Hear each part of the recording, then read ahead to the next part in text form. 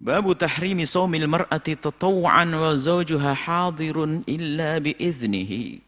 Masih ada hubungannya, subhanallah. Bab diharamkannya seorang wanita untuk berpuasa sunnah tatawu'an. Wa zawjuha hadirun, suaminya ada di situ illa biizni, kecuali dapat izin suami. Subhanallah. Lagi-lagi ini hadis kemesraan yang luar biasa. Puasa itu ibadah yang semua orang rindu untuk bisa berpuasa, beribadah. Karena Allah, untuk Allah puasa. Puasa sunnah. Akan tetapi subhanallah. Seorang wanita kalau berpuasa sunnah sementara suaminya ada di sampingnya, bukan lagi pergi. Haram. Ajib. Sesuatu yang sunnah kok jadi haram, luar biasa. Padahal urusan hakullah, urusan kita dengan Allah, ibadah kepada Allah. Tapi di saat seorang istri puasa sunnah tanpa izin suami yang ada di sampingnya, haram. Sesuatu yang sunnah jadi haram, ini dahsyat sekali. Begitu besarnya haknya seorang suami. Ada hubungannya dengan makna kepatuhan kepada imam di rumah kita. Makanya kami selalu ingatkan. Pendapat suamimu jangan kau langgar, kecuali melanggar syariat. Atau merugikan. Kalau hanya sekedar pendapatmu sebagai seorang wanita, istimewa. Pendapat suami baik saja, tapi tidak merugikan, patuhi suami. Jangan membantah. Kecuali pendapat suami menjerumuskan, harus dijelaskan. Dalam hadis ini, satu hadis yang dihadirkan. An Abi Hurairah radhiyallahu ta'ala, dari Imam Abu Hurairah radhiyallahu ta'ala anhu. Anna Rasulullah, sesungguhnya Rasulullah sallallahu alaihi wasallam qala, bersabda, la yahillu lil mar'ati, tidak halal, artinya ya haram, bagi seorang wanita antasuma, untuk berpuasa, puasa sunnah maksudnya, wa zawjuha hadirun, dan suaminya, wa zawjuha syahidun, dan suaminya menyaksikan atau ada bersamanya, illa biiznihi, kecuali atas izin suaminya. Imam Nawawi waktu menjajar ini bukan tanpa alasan. Di sini adalah isyarat tentang kepatuhan seorang istri. Kalau tadi hadis hadis sebelumnya itu adalah kisah malam. Baru sekarang kisah siang. Coba. Kisah malam. Sebab jangan sampai ada perempuan berkata, oh itu malam saja. Kalau siang gimana? Enggak kan? Anda langsung ada imbalan nih. Siang pun harus patuh. Nanti bata khutbanan tadi, berarti malam hari. Seorang wanita, suaminya bata khutbanan, menginap di malam hari dengan marah. Sekarang urusan siang. Urusan siang. Lagi-lagi lihat, pahalanya melayani suami lebih gede daripada puasa sunnah. Jadinya kan begitu. Wong wajib kok di sini. Pahalanya lebih gede dari menjalankan puasa sunnah.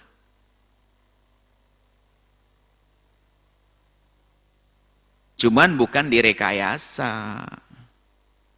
Rekayasa bikin jadwal sama suaminya, bang, pokoknya kita biar dapat double deh. Kalau Senin, kalau ngajak saya hari Senin, Kamis aja bang ya. Wah ini ngaco, direkayasa begitu. Artinya seorang suami tiba-tiba mungkin menginginkan di hari tertentu. Tak tahu hanya bertepatan di hari Senin, mestinya hari puasa. Sang suami berkata, jangan dek, jangan puasa. Karena apa? Abang hari Selasa akan berangkat. Kan bisa saja begitu. Oh iya bang, oke, kita akan makan bersama dan sebagainya. Subhanallah. Dengan Allah itu mudah. Diganti dengan kemesraan, lalu pahalanya sama. Maksudnya begini, jika ada seorang wanita sudah pernah biasa atau sudah biasa puasa Senin Kamis, ternyata di hari Senin dan Kamis itu kok tiba-tiba suaminya mengatakan, kau jangan puasa dulu wahai sayangku, maka sesungguhnya sang istri mendapatkan pahala puasa dan pahala menyenangkan sang suami.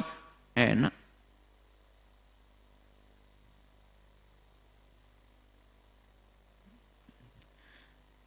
Kecuali puasa wajib ya. Wajib puasa Ramadan. Puasa nadar dengan hari yang sudah ditentukan. Atau puasa qadha yang waktunya sudah mepet. Kalau qadha waktunya masih nggak mepet, ya nggak boleh. Misalnya suaminya pulang di hari begini, suaminya kerja pulang tadi malam, istrinya tak tahunya hari ini, bang saya mengqadha bang, qadha kan wajib. Oh enggak, tetap haram karena mengqadha bisa esok hari. Kecuali hutangnya 5 hari, Sya'ban tinggal 5 hari, berarti Ramadan ya, maka menjadi wajib. Masih ingat pembahasan fikih puasa? Jika waktunya mepet, seorang wanita punya utang 5 hari, rupanya mundur, nggak sempat sampai Sya'ban hampir berakhir, tak taunya Sya'bannya tinggal 5 hari, berarti setelah 5 hari masuk bulan puasa, maka utang 5 hari wajib dilaksanakan di sini, biarpun nggak izin sama suaminya. Ini kan fikihnya begitu. Illa biiznihi, subhanallah, izin. Makanya seorang wanita kalau hendak berpuasa jangan egois. Sebab kadang seorang suami begitu mengagungkan syariat, kalau sudah istrinya niat puasa, dia nggak berani mengganggu. Kalau saya dibatalkan juga sah, cuman karena menghargai istri, cuman tersiksa dia. Maka seorang wanita ini jangan beribadah dengan hawa nafsu, dan alangkah banyaknya wanita ini dengan hawa nafsu. Menghindar dari diajak suaminya puasa. Bukan dapat pahala, haram, puasa sunnah jadi haram. Ya seperti di malam hari nggak mau, siangnya puasa. Terus mau gimana ini? Dosa, double dosa.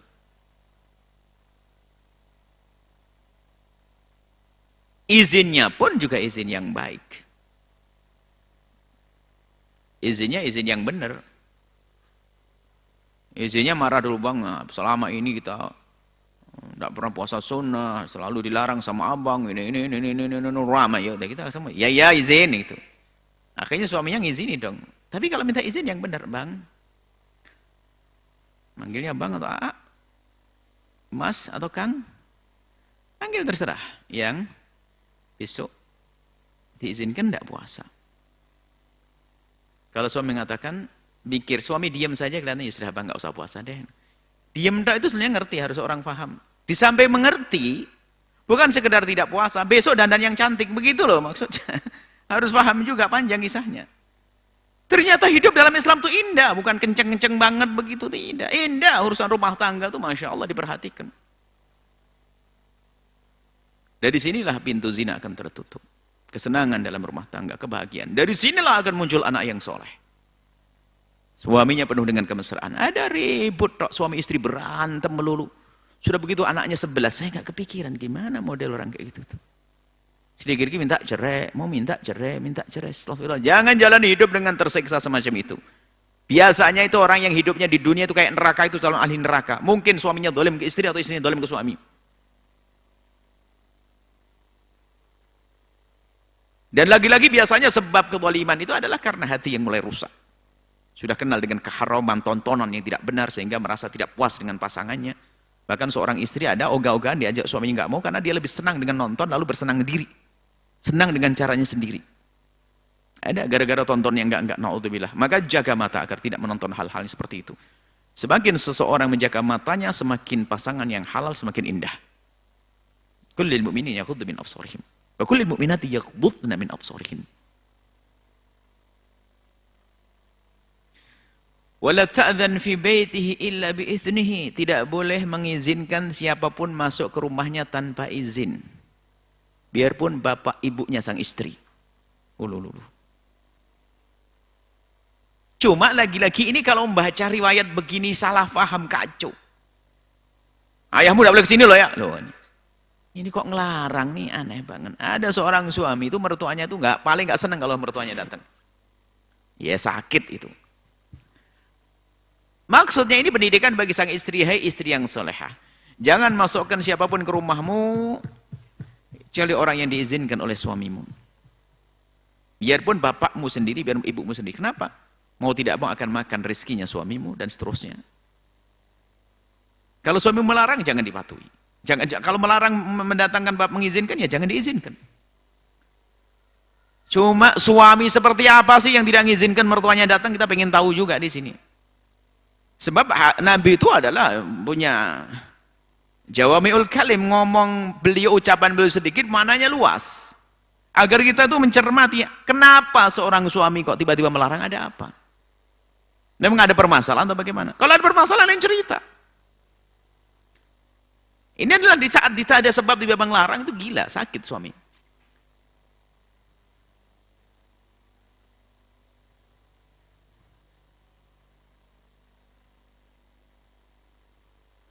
Baik, bisa jadi seorang suami melarang mertuanya datang karena satu sebab syar'i, bisa jadi. Makanya suami itu harus mengerti syariat juga, bukan dengan hawa nafsu. Ada dengan hawa nafsu, pokoknya gak seneng kalau mertuanya datang, sehingga kalau mertuanya datang langsung dia nginep di hotel, ada. Karena merasa gak nyaman dengan mertuanya di rumahnya. Enggak, mertuamu adalah orang tuamu, hei para mantu yang soleh. Hanya di sini pendidikan, maksudnya istri itu jangan masukkan siapapun ke rumahnya kecuali izin sang suami. Kenapa? Di situ adalah tempat keindahan untuk suami. Kalau ingin memuliakan bisa saja kita ngirim uang. Rumah untuk mesra ada hubungannya dengan hadis sebelumnya. Mungkin kamarnya cuma satu, atau dua, yang satu anak-anaknya, satu dia. Kalau ada mertuanya mungkin sementara besok mau pergi kerja lagi, dia ingin bebas di situ dengan istrinya, bisa jadi. Maka di saat suamimu melarang kamu mendatangkan istri, ayah ibumu, wahai istri, ya jangan prasangka buruk dulu. Prasangka baik, mungkin ada sebab yang lainnya. Tapi seorang suami tidak semestinya seperti itu. Artinya di sini perlu pertimbangan-pertimbangan. Maka apa? Sabda Nabi, ya'dzan hatta la ta'dzan, tidak mengizinkan. Illa bi'idzni, kecuali izin. Makanya musyawarah, Bang. Ya, Dek. Besok kalau Abah kesini gimana? Kalau suami baik akan mengatakan, Dek, kalau besok kayaknya jangan dulu ya. Kan Abang baru datang. Terus gimana? Besok deh atau lusa. Musyawarah. Makanya maksudnya izin juga kayak begitu, agar suami itu ridho sehingga ketemu, tidak menjadi sebab permasalahan. Jadi ini adalah juga kunci untuk menghadirkan keindahan. Ini bapak ibunya saja, apalagi orang lain, naudzubillah, apalagi iparnya atau yang lain. Di saat memasukkan harus dengan izin sang suami. Subhanallah. Muttafaqun alaih. Hadis ini diriwayatkan oleh Imam Al-Bukhari dan Imam Muslim rahimahullahu taala. Mungkin sampai di sini ini adalah riwayat-riwayat tentang rumah tangga, tentang keindahan dalam rumah tangga, tentang kebaikan dalam rumah tangga. Kalau kita simpulkan di sini apa?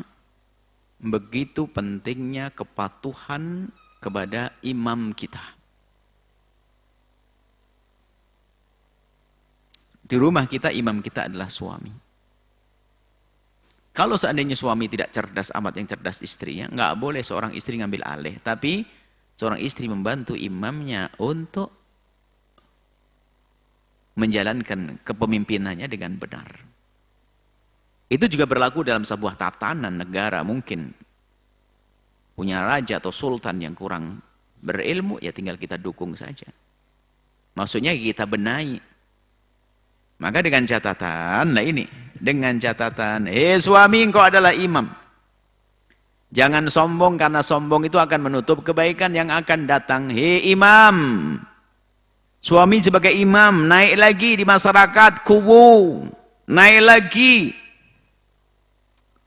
Bupati, camat, gubernur, presiden, sama. Imam, terbukalah untuk mendapatkan masukan dari bawahan. Dan dari bawahan pun adalah tidak boleh kalau tidak misalnya pemimpin yang nggak mampu lalu kita bikin ontran, bikin gara-gara, bikin masalah, ya jangan dong, didukung dong, wong sudah terpilih kok dia misalnya. Suamimu adalah sudah dipilih menjadi imam. Di dalam rumahmu, maka usahakan untuk patuh. Kalau seandainya sang istri punya ide-ide cemerlang, harus melalui suami. Jangan buat kebijakan sendiri. Mungkin seorang istri ini punya ekonomi yang lebih tinggi, lebih kuat. Suaminya kerja gagal terus, jago bangkrut. Istrinya, Masya Allah, sukses berat. Tetap imammu adalah suamimu. Rizki yang Allah berikan kepadamu, jadikan untuk mendukung kepemimpinan suami. Imam di rumah. Pendidikan dari Nabi seperti itu, patuh pada imam. Sampai di Nabi menyebutkan, jika engkau bepergian, Lebih dari 3 orang harus kau tunjuk, satu jadi imamnya. Setelah itu apa? Patuh. Tanya, sholat di mana? Jangan ribut, jamaah takdim, jamaah takhir. Ya sudah dibilang jamaah takdim, nggak mau. Mainan jamaah takhir, takhir nggak mau, ribut. Ada gara-gara jamaah takdim. Makan di mana? Sini, ribut. Kalau sudah begitu tanya, imam, siapa pemimpin kita dalam safar? Dianjurkan, Nabi mengajarkan.